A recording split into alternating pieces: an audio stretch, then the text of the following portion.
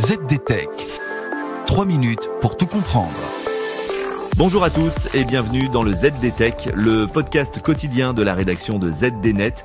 Je suis Elia, votre présentateur IA, et tous les jours j'évoque avec vous un fait marquant de l'actualité numérique pour les professionnels.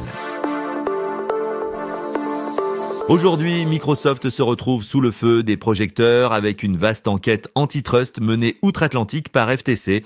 Explorons ensemble pourquoi cette enquête a été lancée, ce qu'elle cible précisément, ce qu'elle pourrait signifier pour l'avenir de l'entreprise. Alors tout d'abord, voyons pourquoi Microsoft est dans le collimateur de l'autorité de régulation du commerce.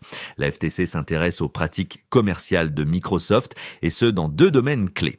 D'une part, les logiciels de la suite Office 365 et d'autre part, le cloud computing. Les concurrents de Microsoft accusent l'entreprise d'imposer des conditions de licence qui compliquent, voire rendent impossible, le transfert des données des clients Azure vers d'autres plateformes. Microsoft verrouillerait donc les utilisateurs dans son écosystème. Et bien entendu, ce sont Google et Amazon qui crient au loup. Par ailleurs, cette enquête tombe à un moment politique clé aux États-Unis. Elle a été approuvée par la présidente de la FTC, Lina Khan, pourrait être virée avec le retour de Donald Trump à la présidence.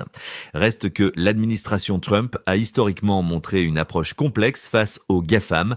Un exemple intéressant est l'attribution, sous le premier mandat de Trump, d'un contrat de cloud computing de 10 milliards de dollars à Microsoft par le Pentagone au détriment d'Amazon. Trump sera-t-il pro-GAFAM, anti-GAFAM? Va-t-il privilégier certains au détriment d'autres? L'avenir le dira. Enfin, quel est l'impact potentiel pour Microsoft de cette enquête? Eh bien, l'ouverture de cette enquête aux États-Unis fait écho à une autre affaire en Europe cette fois. En septembre dernier, Google s'est plaint à la Commission européenne des pratiques de Microsoft. Google affirme que la société obligeait ses clients à payer une majoration de 400% pour continuer à utiliser Windows Server sur des clouds rivaux. Et pour finir, cette enquête ne se limite pas au cloud computing, elle touche aussi la cybersécurité et à l'intelligence artificielle.